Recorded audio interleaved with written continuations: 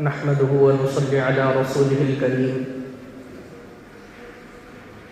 أما بعد فأعوذ بالله من الشيطان الرجيم بسم الله الرحمن الرحيم يا أيها الذين آمنوا كتب عليكم الصيام كما كتب على الذين من قبلكم لعلكم تتقون صدق الله العظيم۔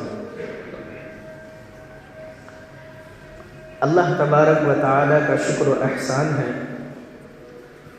کہ اس نے ہمیں اپنی زندگی میں ایک اور رمضان المبارک دیکھنا نصیب فرمایا۔ کبھی کبھی ذہن میں یہ بات آتی ہے کہ اللہ نے روزے کیوں فرض کیے ہیں؟ صبح سے شام تک آدمی بھوکا پیاسا رہتا ہے، بھوک اور پیاس میں تڑپتا رہتا ہے، تو یہ روزے اللہ نے کیوں فرض کیے ہیں؟ کیا اللہ کو اپنے بندوں کو بھوکا پیاسا رکھنا اچھا لگتا ہے؟ کیا اللہ تبارک و تعالیٰ اس سے خوش ہوتے ہیں کہ میرے بندے بھوکے پیاسے رہیں، بھوک اور پیاس میں تڑپے؟ کیا یہ اللہ کو اچھا لگتا ہے؟ یا اللہ تبارک و تعالیٰ کے پاس غلوں کے اسٹاک ختم ہو گئے ہوں کہ بھائی 11 مہینے سے تم کھا رہے تھے، اب ہمارے خزانے ذرا کم ہو رہے ہیں، تو 1 مہینے تم ذرا بھوکے پیاسے رہو، ہم اناج جمع کر لیں، دالیں جمع کر لیں، غلے جمع کر لیں، 1 مہینے تم بھوکے رہو، تو پھر 1 مہینے کے بعد جب اسٹاک جمع ہو جائے گا پھر ہم تمہیں کھانے کی اجازت دیں گے۔ کیا ایسی بات ہے؟ ظاہر ہے کہ ایسی بات تو بالکل بھی نہیں ہے، چونکہ اللہ کے خزانے لامحدود ہیں، وہ کبھی ختم نہیں ہوں گے، اور ختم تو کیا وہ کبھی کم بھی نہیں ہوں گے۔ پھر ذہن میں یہ بات آتی ہے کہ اللہ نے روزے کیوں فرض کیے، کیوں اپنے بندوں کو بھوکا پیاسا رہنے کا حکم دیا ہے؟ تو اس کا جواب اللہ نے اس آیت میں بیان فرمایا جو میں نے شروع میں پڑھی۔ اللہ نے فرمایا یا ایھا الذین آمنوا کتب علیکم الصیام، لوگو تم پر روزے فرض کیے گئے ہیں، لعلکم تتقون، تاکہ تم متقی اور پرہیزگار بن جاؤ، تمہارے اندر تقوی اور پرہیزگاری پیدا ہو جائے، اس لیے روزے تم پر فرض کیے گئے۔ اب بات یہ ہے کہ تقوی اور پرہیزگاری کسے کہتے ہیں؟ یہ بھی سمجھنا چاہیے کہ تقوی اور پرہیزگاری کہتے کسے ہیں؟ تو علماء نے لکھا ہے کہ تقوی نام ہے گناہوں سے بچ بچ کر زندگی گزارنے کا، گناہوں سے، اللہ کی نافرمانی سے بچ کر آدمی زندگی گزارے، اس کا نام تقوی اور پرہیزگاری ہے۔ اور روزے اس لیے فرض کیے گئے ہیں تاکہ آدمی گناہوں سے بچ جائے۔ حضرت علی رضی اللہ تعالیٰ عنہ سے ایک صحابی نے پوچھا کہ حضرت تقوی پرہیزگاری کسے کہتے ہیں؟ قرآن کریم میں بار بار آیا ہے لعلکم تتقون، لوگوں متقی بن جاؤ، متقی بن جاؤ، متقی بن جاؤ، تو متقی کہتے کسے ہیں؟ حضرت علی رضی اللہ تعالیٰ نے مثال سے جو بات سمجھائی، اتنی آسان کر دی، اتنی آسان کر دی بات کو کہ ایک دم سمجھ میں آ جاتی ہے۔ حضرت علی رضی اللہ تعالیٰ نے ان سے پوچھا کہ تم کبھی کانٹوں دار راستے سے گزرے ہو؟ یعنی ایسا راستہ جس میں چاروں طرف کانٹے ہی کانٹے ہوں، کبھی ایسے راستے سے گزرے ہو؟ تو ان صحابی نے کہا کہ جی بہت مرتبہ گزرے ہیں، جنگل تو ہمارے آس پاس ہیں، کانٹوں دار درخت سے تو ہم گزرتے ہی رہتے ہیں۔ تو حضرت علی رضی اللہ تعالیٰ نے پوچھا جب کانٹوں دار درخت سے گزرتے ہو تو کیسے گزرتے ہو؟ انہوں نے کہا کہ جی اپنے کپڑوں کو سمیٹ کر اور بچ بچا کر بس اس طریقے سے ہم کانٹوں دار درخت سے گزرتے ہیں۔ حضرت علی رضی اللہ تعالیٰ نے جواب دیا کہ بس اسی کا نام تقویٰ ہے، اسی کا نام تقویٰ ہے کہ انسان گناہوں سے بچ بچ کر زندگی گزارے، اسی کا نام تقویٰ ہے۔ انسان اللہ کی نافرمانی سے بچ بچ کر زندگی گزارے، اسی کا نام تقویٰ ہے۔ اور روزے اسی لیے فرض کیے گئے ہیں کہ لوگ اور انسان اللہ کے بندے گناہوں سے بچ جائیں، گناہوں سے بچ جائیں۔ اب یہ بات ایک اور ذہن میں آتی ہے کہ روزہ رکھ کر گناہوں سے آدمی کیسے بچتا ہے؟ روزہ رکھ کر گناہوں سے کیسے بچتا ہے؟ آپ دیکھیے روزہ کسے کہتے ہیں؟ روزہ کہتے ہیں کھانے پینے اور اپنی بیوی سے جائز صحبت کرنے سے رک جانا، اس کا نام روزہ ہوتا ہے۔ روزے میں آدمی کھانے پینے اور صحبت کرنے سے رکتا ہے، حالانکہ یہ چیزیں حلال ہیں، کھانا بھی حلال ہے اور پینا بھی حلال ہے، اور آدمی اپنی بیوی سے صحبت کرنا بھی حلال ہے، یہ سب چیزیں حلال ہیں، لیکن اللہ نے ان حلال چیزوں کو انسان پر حرام کر دیا کہ جب حلال چیزوں سے آدمی بچے گا تو پھر حرام چیزوں سے تو وہ بدل جائے اولا بچے گا۔ حلال چیزوں سے آدمی صبح سے شام تک بچتا ہے، وہ کھاتا نہیں ہے، وہ پیتا نہیں ہے، اپنی بیوی کے پاس نہیں جاتا، حلال ہے یہ کام، لیکن پھر بھی وہ حلال کاموں سے بچ رہا ہے، تو حلال کاموں سے بچ کر جب وہ گناہوں سے بچے گا تو پھر وہ اللہ کے قریب ہو جائے گا۔ آدمی جب گناہوں سے بچتا ہے تو اللہ کا مقرب اور پسندیدہ ہو جاتا ہے۔ یہی وجہ ہے کہ علماء نے لکھا ہے کہ روزہ صرف کھانے پینے سے رکنے کا نام نہیں ہے، روزہ صرف بھوکے اور پیاسے رہنے کا نام نہیں ہے، بلکہ روزہ تو نام ہے اپنے اعضاء کو، اپنے جسم کے ہر حصے کو گناہ سے بچانے کا۔ آدمی اپنی آنکھوں کو گناہوں سے بچائے، اپنے کانوں کو گناہوں سے بچائے، اپنی زبان کو گناہوں سے روکے، اپنے ہاتھ پیر کو گناہوں سے بچائے، اپنے دل و دماغ کو گناہوں سے بچائے، شیطانی وسوسوں سے، غلط خیالوں سے اپنے دل اور دماغ کو بچائے، تو پھر انسان کو روزے کا فائدہ ہوتا ہے اور آدمی متقی اور پرہیزگار بن جاتا ہے۔ حدیث شریف میں لکھا ہے، نبی کریم صلی اللہ علیہ وسلم نے بیان فرمایا کہ بہت سے روزے دار ایسے ہیں، نبی کریم صلی اللہ علیہ وسلم نے بیان فرمایا کہ بہت سے روزے دار ایسے ہیں صبح سے شام تک بھوکے پیاسے رہتے ہیں، لیکن ان کو ان کے روزے سے کچھ بھی فائدہ نہیں ہوتا۔ کیا فرمایا؟ نبی کریم صلی اللہ علیہ وسلم نے فرمایا کہ بہت سے روزے دار ایسے ہیں صبح سے شام تک وہ روزے سے ہوتے ہیں، بھوکے پیاسے رہتے ہیں، لیکن صبح سے شام تک بھوکا پیاسا رہنے کے باوجود بھی انہیں کوئی فائدہ ان کے روزے کا نہیں ہوتا۔ صحابہ نے پوچھا اللہ کے رسول وہ کون لوگ ہیں؟ تو فرمایا نبی کریم صلی اللہ علیہ وسلم نے وہ لوگ ہیں جو بھوکے پیاسے تو رہتے ہیں لیکن روزے کی حالت میں گناہوں سے نہیں بچتے۔ وہ لوگ روزے کی حالت میں گناہوں سے نہیں بچتے، وہ غیبتوں سے نہیں بچتے، وہ جھوٹ بولنے سے نہیں بچتے، وہ کسی کو دھوکہ دینے سے نہیں بچتے، وہ اپنی زبان کے گناہوں سے نہیں بچتے، وہ اپنی آنکھوں کی بد نظری سے نہیں بچتے، وہ زبان کی بد لحاظی سے نہیں بچتے، جس کو جو کچھ چاہا کہہ دیا، جو دل میں آیا بک دیا۔ بس ایسے لوگ روزے دار تو ہوتے ہیں لیکن ان کو ان کے روزے کا کوئی فائدہ نہیں ہوتا، ان کو ان کے روزہ رکھنے کا اور بھوکے پیاسے رہنے کا کوئی فائدہ نہیں ہوتا۔ یہ نبی کریم صلی اللہ علیہ وسلم نے بیان فرمایا۔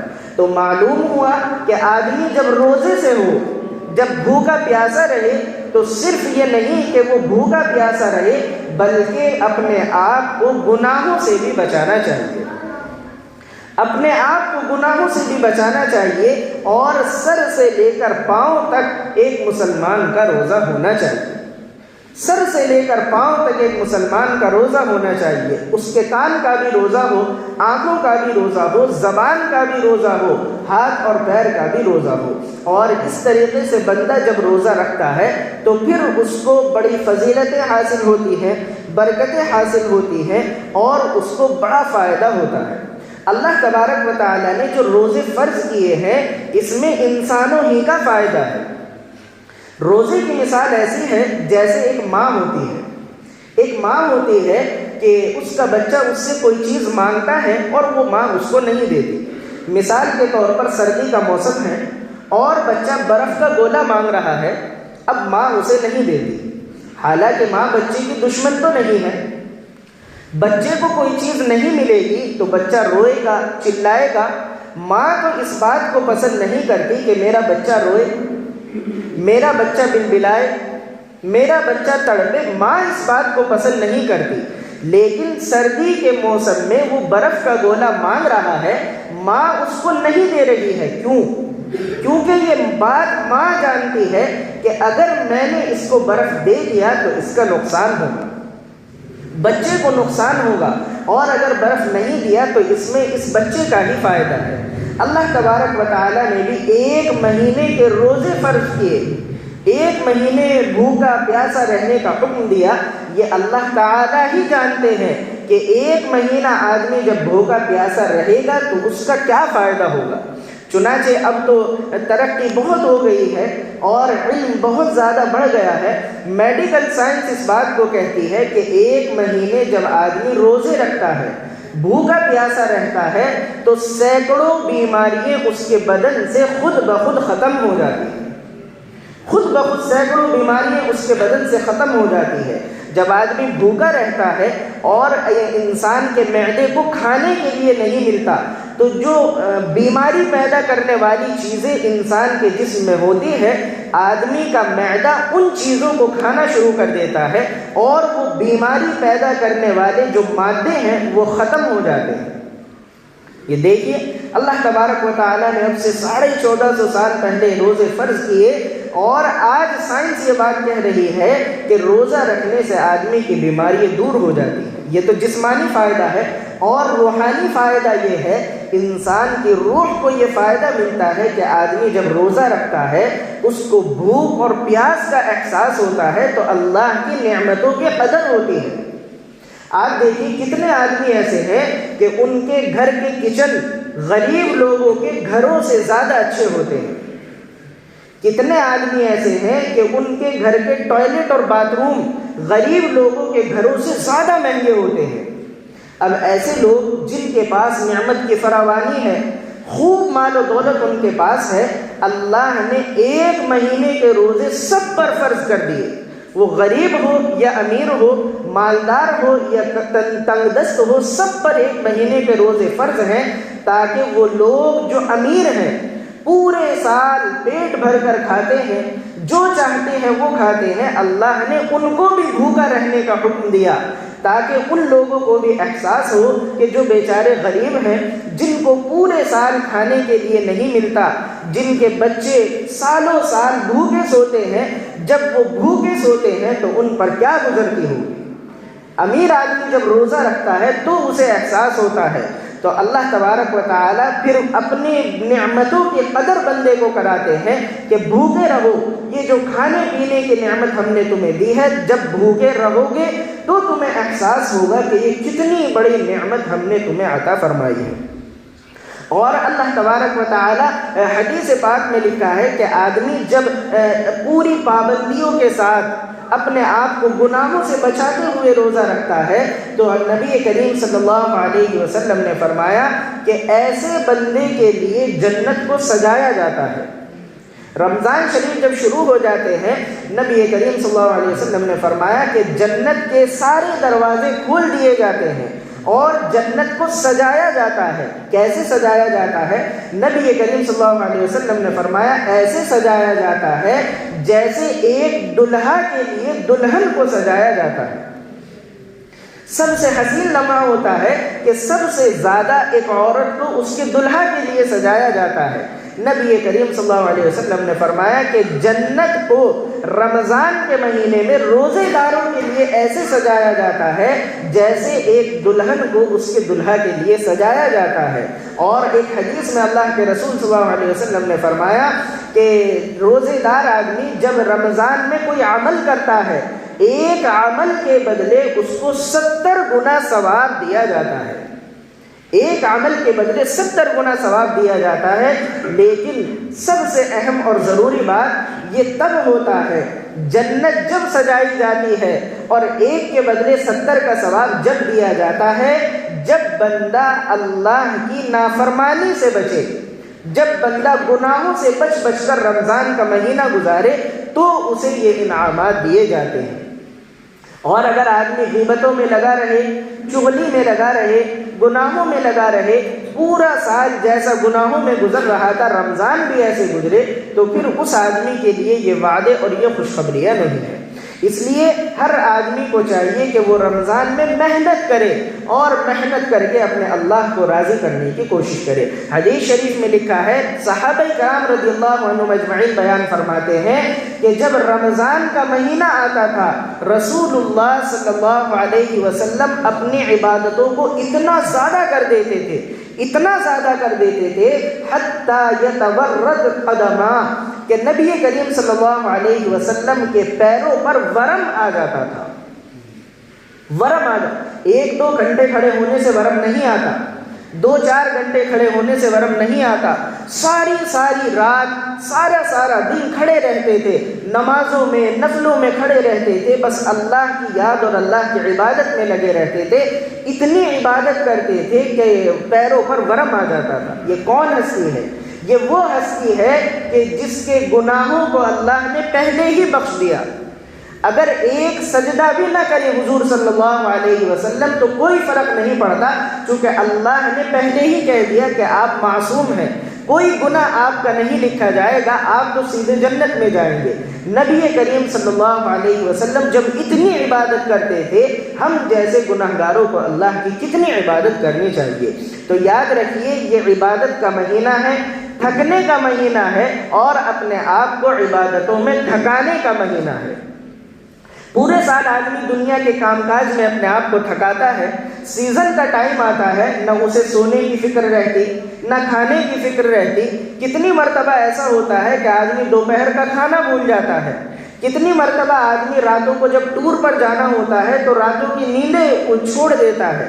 تو اسی طریقے سے یہ رمضان المبارک نیکیوں کے سیزن کا مہینہ ہے، نیکیاں کمانے کا مہینہ ہے۔ اس مہینے میں آدمی اتنی عبادت کرے کہ اس کا بدن اللہ کی عبادت میں تھک جائے، اس کی آنکھیں نیند کو ترسنے لگے، آدمی کا جسم لیٹنے کو ترسنے لگے۔ پھر بندہ جب اللہ کے سامنے قیامت کے دن جائے گا، کم سے کم اتنا تو کہہ سکے گا کہ اللہ 1 مہینے تجھے راضی کرنے کی کوشش کی تھی، 1 مہینے تجھے منانے کی کوشش کی تھی۔ تو یہ رمضان کا مہینہ اس لیے دیا گیا ہے تاکہ ہم گناہوں سے بچیں، گناہوں سے بچ کر زندگی گزاریں، اور پھر اللہ تبارک و تعالیٰ کا قرب ہمیں نصیب ہو جائے۔ اللہ تبارک و تعالیٰ اہتمام کے ساتھ اور قدر کے ساتھ رمضان المبارک کو گزارنے کی توفیق عطا فرمائے۔